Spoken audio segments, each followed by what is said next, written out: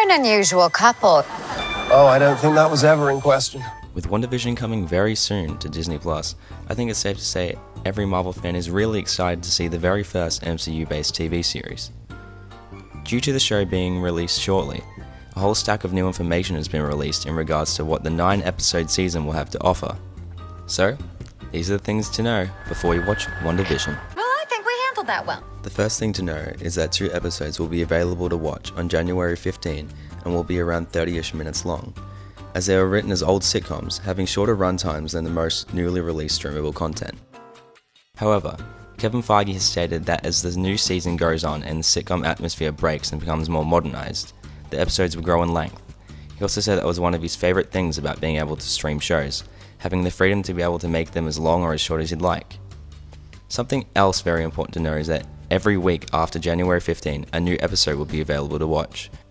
One of the most interesting things that they've decided to go with for WandaVision is that the episodes that are filmed as sitcoms were replicated so much that Marvel Studios filmed them in front of a live studio audience. Elizabeth Olsen on the matter said that the experience was very nerve-wracking and that there was a lot of adrenaline and a lot of quick changes, which made her brain confused. I personally am so excited to see how this goes, since live studio audiences haven't been around for ages, and it's kind of cool to bring them back. The use of Hydra and Easter eggs are a big deal in this series too. Kevin Feige told us all to watch out for the commercials and advertising within the show, as there are many references to MCU related stuff, and hardcore fans will be able to take a lot away from them. So keep track of this YouTube channel called The New Rockstars. They'll tell you what's going on, they'll review each episode, I'm pretty sure, so yeah, that's where you get all your Easter eggs from. We know both Wanda and Vision individually fairly well from the multiple appearances they've made so far in the MCU. But in WandaVision, we're introduced to a brand new character played by Kathryn Hahn. After so much speculation on what she's going to bring to the table in the MCU, Kathryn has talked a little bit about what she's going to do, and how she's essentially going to be that nosy neighbour who sort of shows up in a Kimmy Gibbler fashion from the sitcom Full House.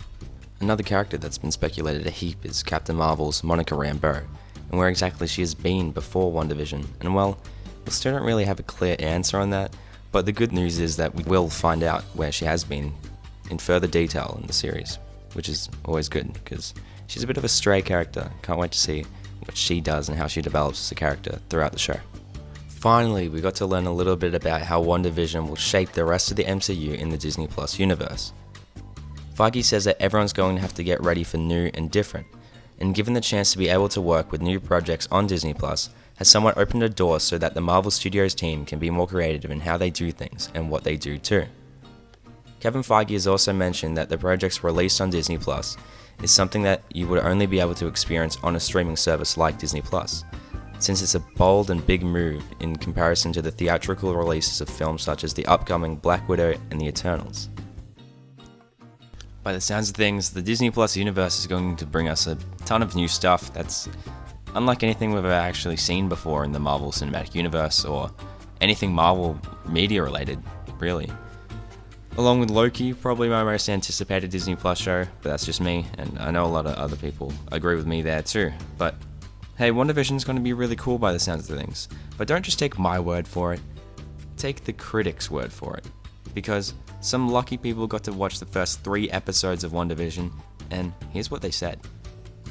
Mike Ryan on Twitter says, "It's like WandaVision was specifically made for me. Each of the 3 episodes I saw fully captures and rarely deviates from the tone, humour, and dialogue from a classic sitcom. Kathryn Hahn as the nosy neighbour is incredible." He does follow up with, "Though I do wonder what people would make of this who don't have a working knowledge of, say, Bewitched. Like the B plot of one episode is Vision accidentally swallows gum." Another Twitter user named Hector Navarro says, "I got to see the first 3 episodes of WandaVision, and it was everything I hoped it would be. Funny, clever, creepy, and above all, sort of tragic. The reality is, WandaVision is taking the Marvel Cinematic Universe places it's never been before, and there's no going back." Once again on Twitter with Jake Hamilton this time. "WandaVision is exactly what I was hoping we'd start seeing from the MCU at this point in the game. Weird, risky, and unlike anything we've seen so far. I've seen the first 3 episodes, and while I have no idea what's going on, I'm 100% in for the ride. Bring on Phase 4. By the sounds of things, WandaVision already seems to be what we're all kind of expecting, this sort of weird, unusual, eerie sort of vibe that the trailers were giving off, and and it seems that people are really happy with it. Even though they've only seen 2 weeks worth of episodes, and they already really like it, I think that's a good sign for the Disney Plus future of the Marvel Cinematic Universe. That's essentially all the new and important information in regards to this show so far. I got a lot of this from Variety's article they published. The link for that is in the description if you want to read further in depth about what's expected from WandaVision. Also make sure to leave a like if this helped you in any way, shape or form. And subscribe if you want to keep up to date with any new Marvel Disney Plus news or really anything Marvel related. I've been the Marvel Moose, and adios everyone. Oh, this is gonna be a gas!